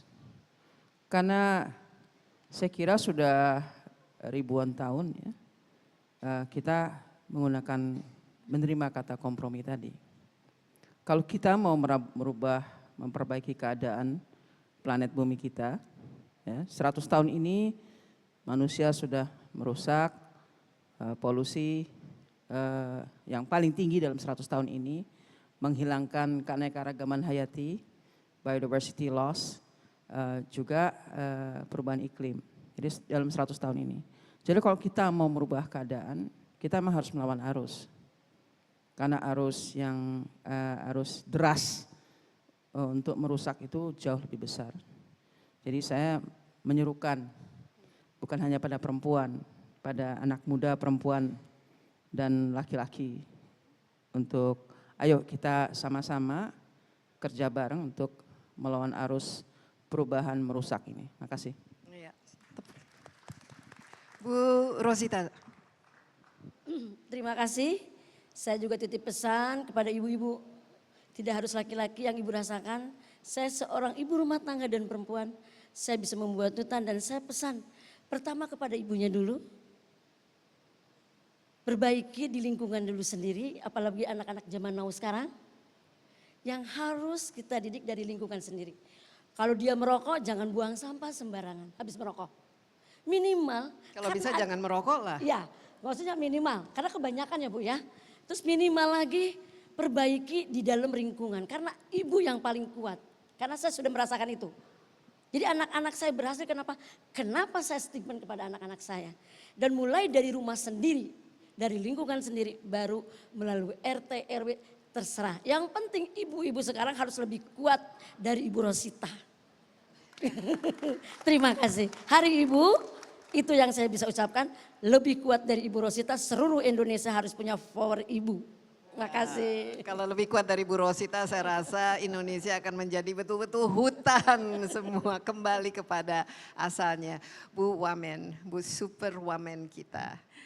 Buat saya di dalam Hari Gerakan Perempuan ini juga sekaligus Hari Ibu, saya merasa kalau kita mau berubah, Kemen PPA mau berubah, itu sangat tergantung kepada perempuan yang ada di dalam rumah.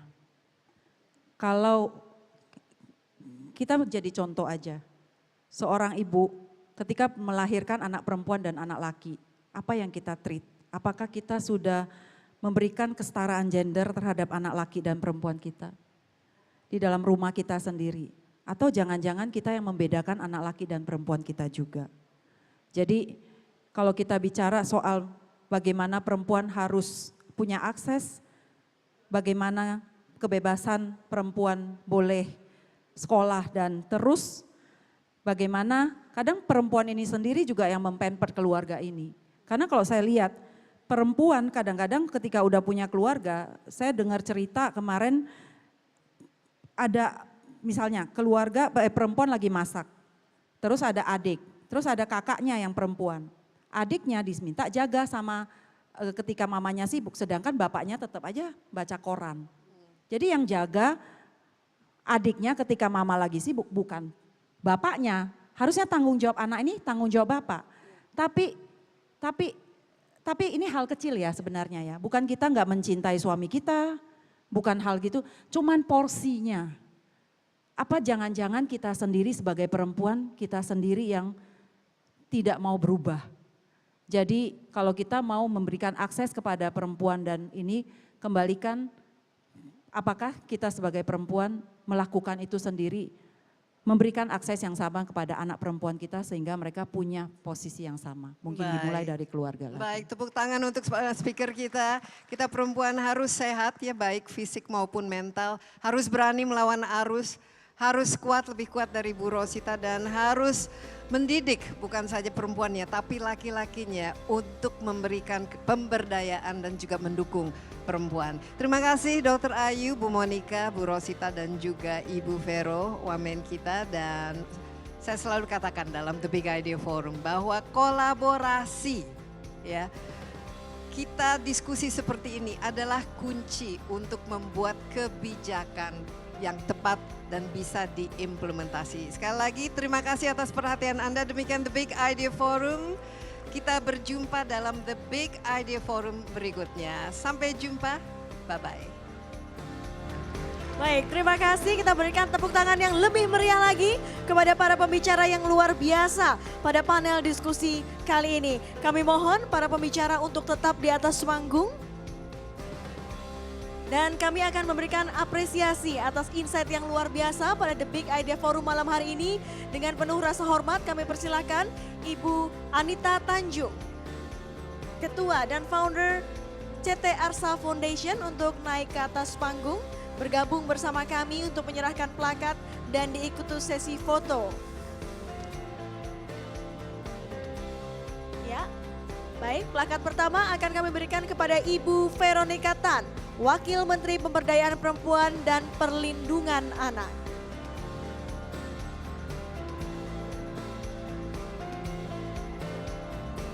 Baik, silakan untuk berfoto.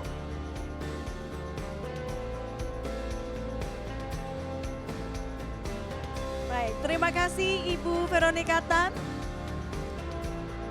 Berikutnya, plakat akan kami berikan kepada Ibu Ibu Monika Tanu Handaru, Ketua Yayasan Bambu Lingkungan Lestari.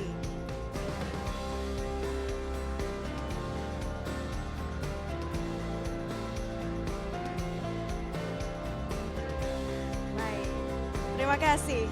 Berikutnya plakat akan kami berikan kepada Ibu Rosita Istiawan, Founder dan Owner Hutan Organik Megamendung. Inspiratif ya apa yang dilakukan oleh Ibu Rosita membuat hutan ya.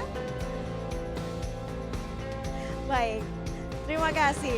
Dan selanjutnya plakat akan kami berikan kepada Dr. Ayu Widyaningrum, estetik dokter dan owner Widya Estetik Clinic, yang tadi menyampaikan bahwa pentingnya kesehatan mental para wanita.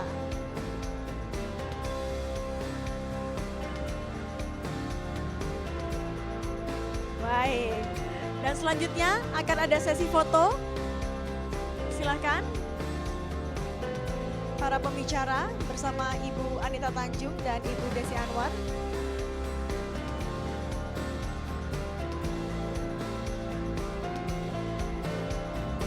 Baik, silakan untuk mengambil foto.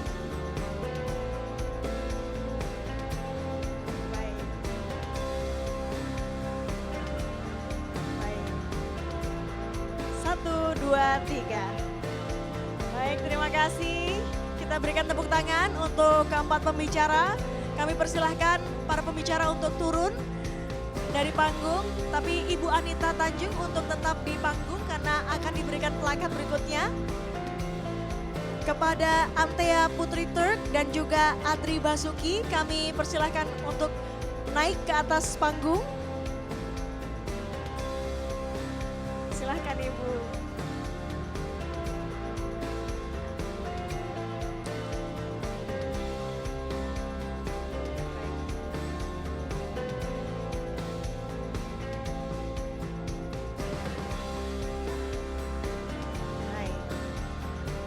penyerahan plakat berikutnya silahkan dari Ibu Anita Tanjung kepada Antea Putri Turk. Suara emasnya luar biasa, tadi kita sudah mendengar di awal ya, Antea Putri Turk. Terima kasih. Berikutnya plakat diberikan kepada Adri Basuki. Tadi kita lihat busananya sudah diperagakan di awal acara tadi dan begitu luar biasa. Baik.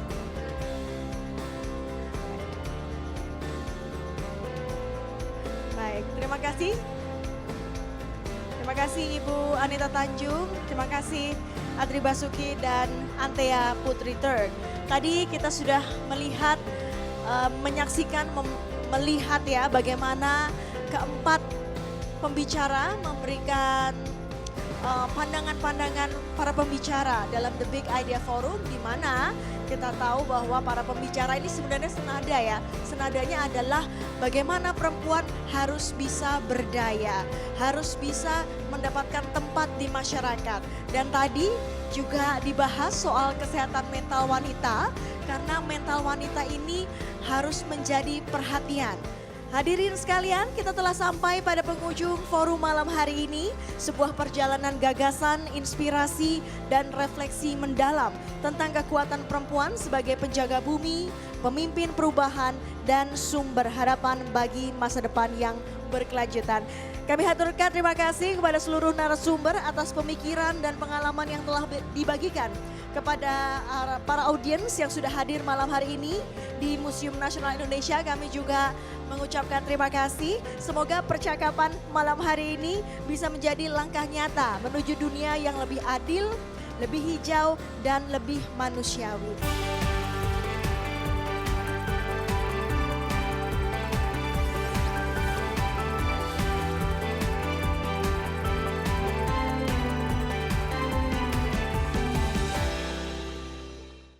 In association with